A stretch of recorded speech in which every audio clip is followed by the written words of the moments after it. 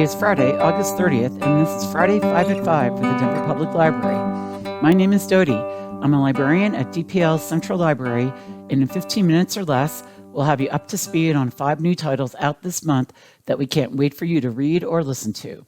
Please note that new titles may not be added to Overdrive until after publication date, so if you don't see the titles in ebook or e-audio format, please check back. It's Sustainable Saturdays at Corky Gonzalez. Don't throw it away, fix it. Bring in items for an open mending workshop where we can guide you through button mending, darning, and hemming. Repairing clothes can help keep them out of landfills, which are already overflowing with discarded clothing. The Ellen MacArthur Foundation estimates that repairers could increase a garment's use by 75% and reduce its carbon emissions by 30%. September is National Sewing Month, so do your bit for Mother Earth, darn it. Every second Saturday, 3 to 4:30, assistance in Spanish available. More info in the link below. Do you enjoy books, movies, and music, but need assistance in getting materials to you or someone you know? Denver Public Library offers home delivery service to anyone in the city and county of Denver who is unable to get to a library due to physical ability or age. We will match a DPL team member with each customer for easy, contactless delivery right to their front door. Materials available for delivery include more than 2.2 million regular, large print, and audiobooks, CDs, and DVDs. Customers can send email to homedelivery@denverlibrary.org or call 720-865-1351, or check the link for home delivery services below. On to the books. In Vietnamese culture, to be Doc Viet is special and luxurious, or as chef and cooking instructor Nini Nugent puts it, it means adding something a little extra, like salty caviar on top of squid stuffed pork, a surprise note of ginger and lime in a dipping sauce, or sautéing shaking beef in a farm-fresh butter for a creamy, delectable experience. Born and raised in New Orleans by Vietnamese immigrants, here Nini gives readers recipes that fuse the best of Vietnamese and New Orleans cooking and clear directions on how to prepare and arrange them, making for a flavorful, unforgettable experience that proves that being a little extra is easy and just right. Nugent also shares the deeply personal story of turning down Top Chef to tend to her brother while he battled cancer. She later competed in 2 seasons, alongside the history of Nola's Vietnamese community, like the Vietnamese fishermen whose work the city relies on. Nugent captures the attention of both palates and minds in the superb blend of food, memories, and history. In Africali, Recipes from My Jikoni, recipe developer and food content creator Keanu Mohu reflects on her lifelong love of the kitchen and her many influences from California, London, and Africa, especially Kenya, Nigeria, Ethiopia, and Eritrea.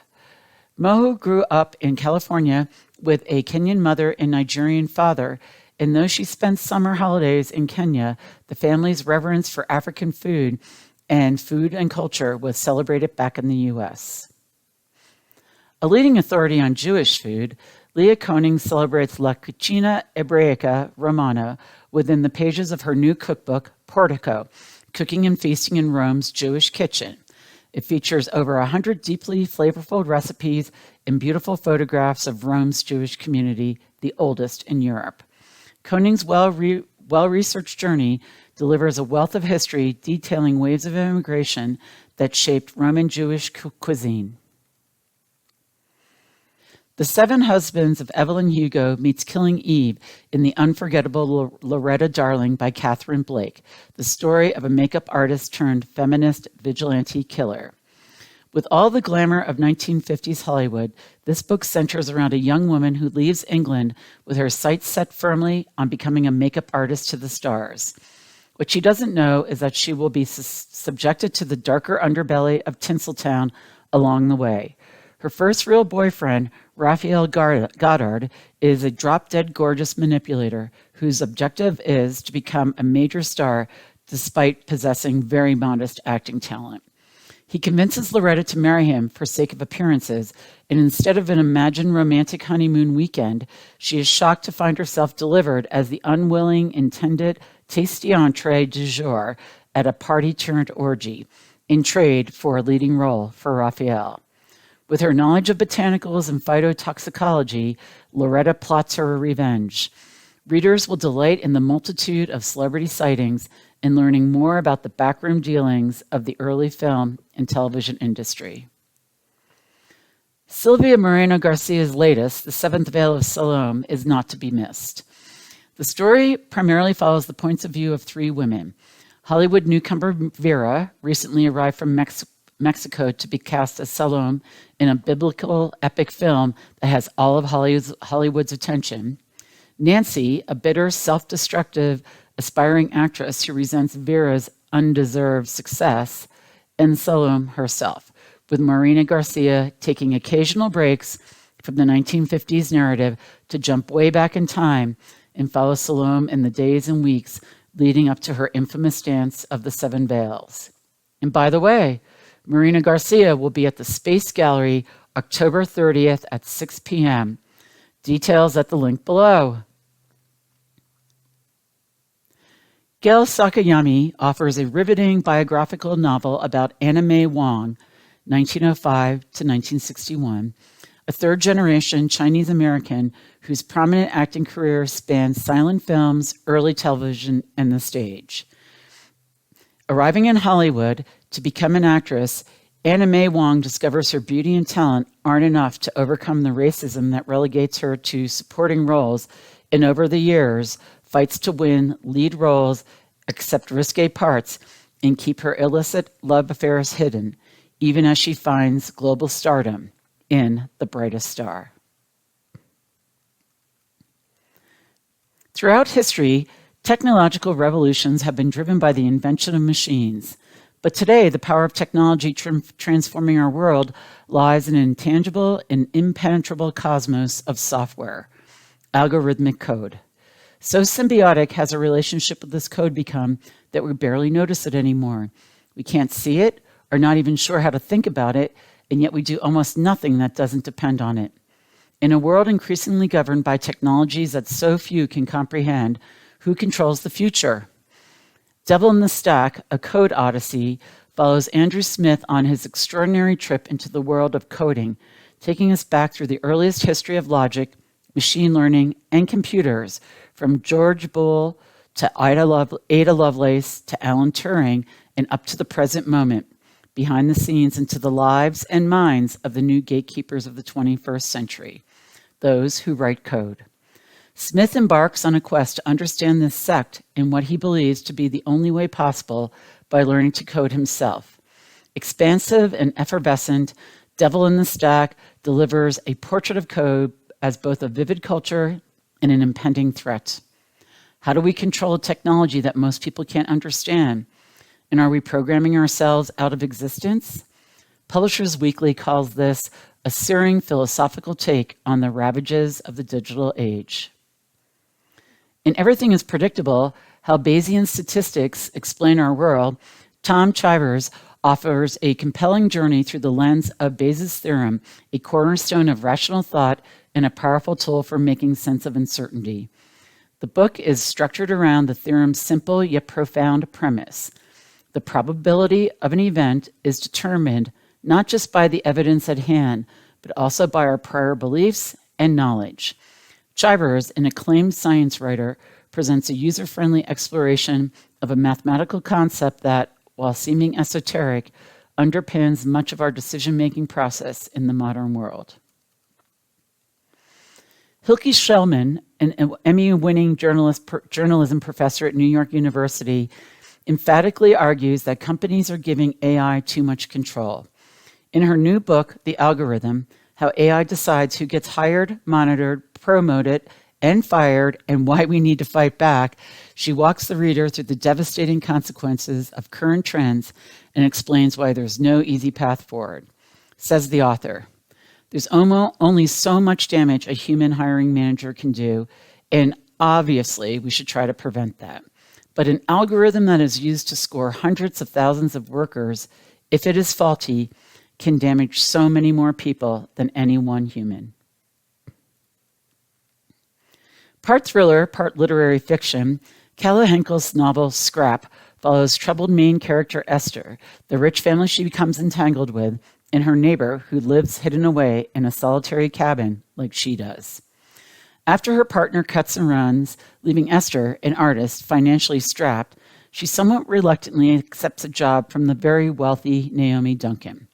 The project? Create a scrapbook documenting 25 years of the Duncans' marriage, in which every scrap of paper sent to Esther must be included. Before it is done, Naomi dies in a skiing accident, and partly because of her obsession with true crime podcast, Esther begins to suspect that it was murder, and Naomi's husband Bryce appears to be the most logical suspect. Focusing on both the mystery of the scrapbooking boxes and the emotional experience of the wide array of characters, readers will feel immersed in Esther's world. The novel is skillfully written with a razor-sharp examination of the dynamics of wealth, power, and the art world. The author cleverly weaves together themes of justice, revenge, and the pursuit of truth, keeping readers on the edge of their seats. The dark humor adds depth and complexity to the narrative, providing moments of levity amidst the intense and suspenseful plot. Deliciously dark, sinister, disturbing, and addictive, Death of a Bookseller by Alice Slater is one of those books that grabs readers by the throat on the first page and doesn't let go. True crime podcasts, books, toxic female friendship, and obsession, this book has everything your dark heart loves: suspenseful, snarky, and unsettling. Kill Show, an oral history of the dead girl and the reality TV series that changed true crime forever by Daniel Swerin Becker, is an utterly readable novel about America's obsession with the mysteries, cold cases, and violent tales we turn to for comfort. It follows the disappearance of 16-year-old Sarah Parcell, constructing a riveting tale with diabolical twist and provocative social commentary about one family's tragedy and Hollywood's insatiable desire to exploit it. With Becoming Little Shell, author Chris Latre takes a very personal journey of introspection and familiar heritage and connects it to the larger social issues of the Metis and other indigenous people. A storyteller and a member of the Little Shell tribe of Chippewa Indians, Latre sets out to explore the meanings of belonging in a country where many of the things that once created a sense of belonging, ties to the land, knowing one's heritage, have been replaced by, quotes, history. Born in 1967 in western Montana, Latre grew up believing he was Chippewa because his grandmother Ruby told him so, and he wanted to be. His dad repeatedly denied the connection, but while attending his grandfather's funeral in 1996 in Plains, Latre marveled at the number of Indians in the nave of the tiny St. James Catholic Church. He left the service with even more questions about his identity. In 2013, he began an earnest search to understand his heritage and unravel his family's history. He also exists in a world that repeatedly tries to deny, erase, and marginalize his indigenous heritage. In researching and writing Becoming Little Shell, Latre still feels the trauma of America's bloody dealings with his ancestors. Latre says, "You can't immerse yourself in federal Indian policy for a decade and come out on the other side not feeling at war with the world." Both personal and historical, this book is a testament to the power of storytelling, to family and legacy, and to finding home. Infused with candor, heart, wisdom, and an abiding love for a place and a people, Chris Latre's remarkable journey is both revelatory and redemptive. In a sweeping new history, University of North Carolina historian Catherine Duvall makes the case for the ongoing, ancient, and dynamic history of Native nationhood as a critical component of global history. In Native Nations, a Millennium in North America, Duvall covers 1,000 years of continental history, building on a new generation of scholars who have argued for the continued power and agency of Native people in the face of challenges, obstacles, and catastrophes. At the center of Robert G. Parkinson's Heart of American Darkness, Bewilderment and Horror on the Early Frontier, are two families whose entwined histories ended in tragedy. The family of Shikellamy, one of the most renowned Iroquois leaders of the 18th century, and the Cresapes, frontiersmen famous throughout the colonies for their bravado, scheming, and land greed. Together, the families helped determine the fate of the British and French empires, which were battling for control of the Ohio River Valley.